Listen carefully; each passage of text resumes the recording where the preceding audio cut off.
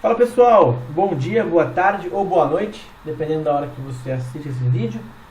Me chamo Vinícius Lourenço, sou desenvolvedor PHP e nos últimos anos tenho trabalhado muito com WordPress, em específico com o e-commerce, né?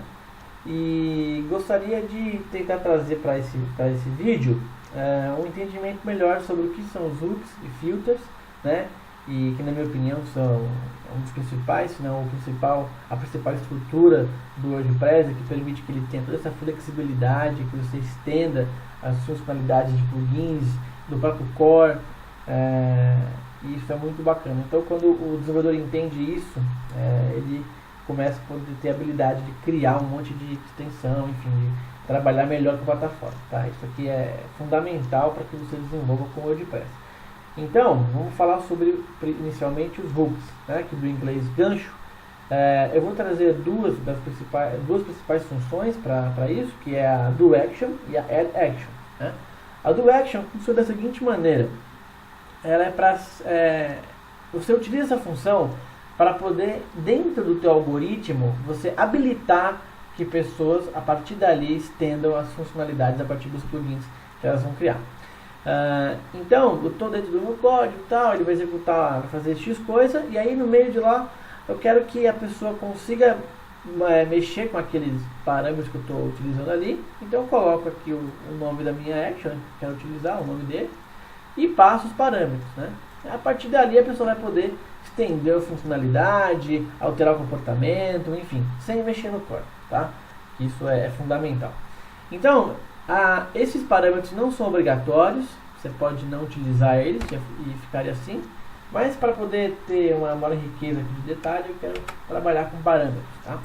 E nós temos também o add action, que você adiciona a funcionalidade que você quer, né, a partir dessa função. Então, como que ela funciona? Você coloca aqui o add action, o nome do action, o método que você vai chamar para executar o que você vai querer.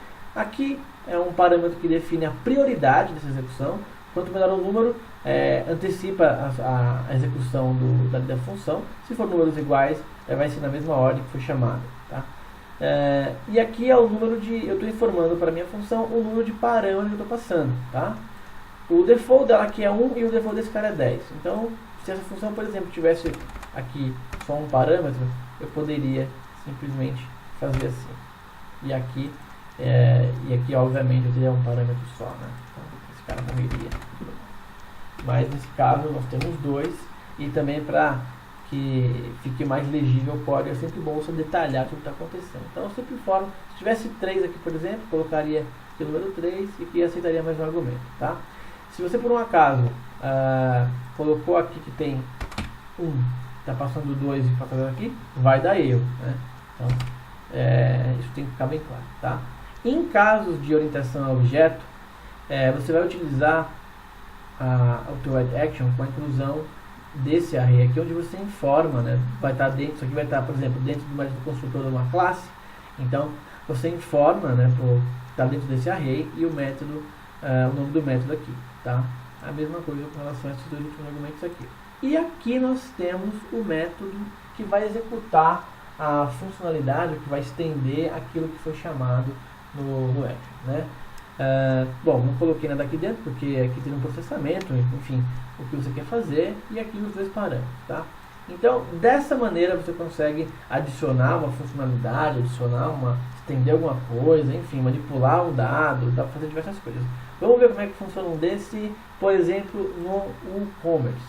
Vamos pegar aqui o arquivo que tem a classe principal dele, vamos lá no método construtor, aqui, ó. Então, na verdade nós temos um do action simples aqui, né? Então aqui é onde ele inicializa o plugin, coloca os includes, as constantes, ali inicializa os hooks, e você também consegue aqui colocar algum comportamento que você queira, baseado nesse hook que é o commerce load, tá? Então isso se espalha por boa parte dos plugins ali que são grandes, né? Que são os mais referentes ali para WordPress, por exemplo, o Commerce, obviamente, o Advanced Custom Fields e BuddyPress, enfim, os principais eles têm, né? Eu sempre encorajo você, quando vai desenvolver o plugin, pensar nisso também, pensar nesse caso. Eu sempre gosto de deixar ali determinada função ali que eu eu tenho a habilidade de alguém poder interagir com os dados, enfim, né? Obviamente de uma maneira segura, que não vai interferir ali no teu plugin, nem que aquilo seja utilizado como uma brecha. Então, pessoal, basicamente o hook é literalmente um gancho que você coloca dentro de uma estrutura, né, que permite ali, baseado no do action, e você estende e trabalha nesse sentido, tá? Então, essa é uma das funções principais aí da API do WordPress. E nós temos também os filters, né, que são os filtros, tá? E tem um comportamento similar, né? E eu vou explicar como é que funciona. Baseado também em duas funções principais, temos algumas outras, mas essas aqui são as principais para que vocês entendam. Então, vamos falar aqui dos filtros. Nós temos aqui Apply Filters, né?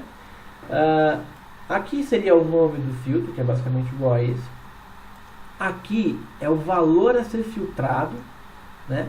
Porque os filtros, eles são muito utilizados no retorno de função, ou quando você vai criar um array, você cria ele e você já passa ele como um filtro, né? Então aqui nesse caso seria um valor, eu vou explicar isso depois para ficar claro, mas aqui vai estar o valor que tem que ser filtrado para você trabalhar com ele.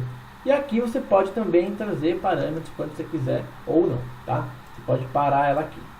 Geralmente a gente sempre coloca mais parâmetros porque é o que faz sentido com o filtro, para você poder de repente tratar aquele dado, enfim. Mas são parâmetros que inicialmente não são obrigatórios, mas para as duas práticas, tudo mais, que você deixe a leitura melhor, é sempre bom. E nós temos o Add Filter, tá?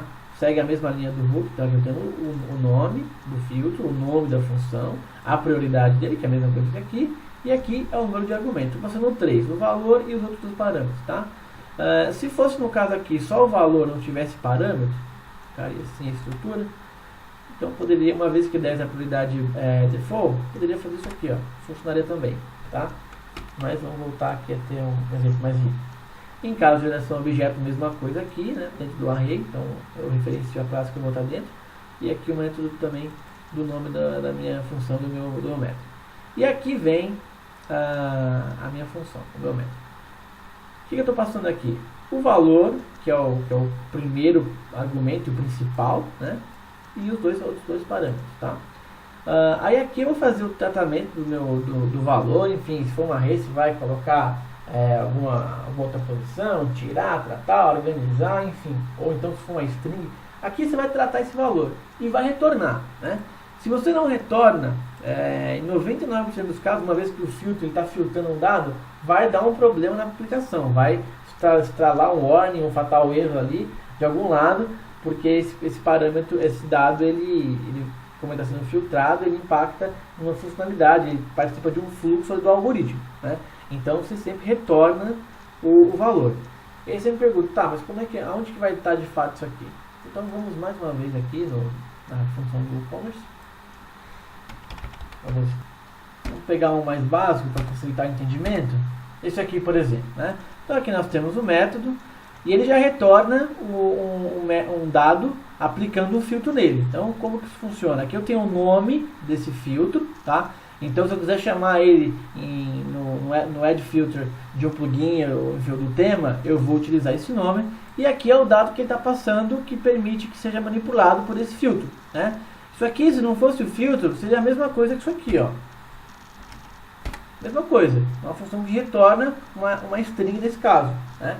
Só que, devido a essa API que dá a opção, na verdade, dá essa facilidade para a gente poder manipular esses dados, tratar esses dados, o Apply Filters aqui faz com que eu possa mudar esse nome, colocar um diferente, enfim, né? Eu posso, a partir desse filtro, trabalhar no que eu quiser aqui, para poder mudar essa string. Nesse caso, está como uma string simples, mas se for um array, enfim, qualquer tipo de dado, você consegue trabalhar, manipular, enfim, e obter aí a funcionalidade ou a extensão que você deseja para determinada parte, enfim, do teu plugin, do teu tema, do que você vai fazer com o seu projeto. Pessoal, foi uma explicação assim, eu espero que tenha sido clara, espero que tenha sido proveitosa. Qualquer dúvida que você tenha, comenta no meu blog, ou se esse vídeo está vendo no YouTube, comenta aí também. Vai ser um prazer falar com você e ajudar no que for necessário e no que tiver ao meu alcance. E é isso, muito obrigado por ter assistido. Eu espero dar continuidade e trazer coisas sobre desenvolvimento para o WordPress como um todo, né? Tratando também, claro, trazendo coisa de WooCommerce, enfim.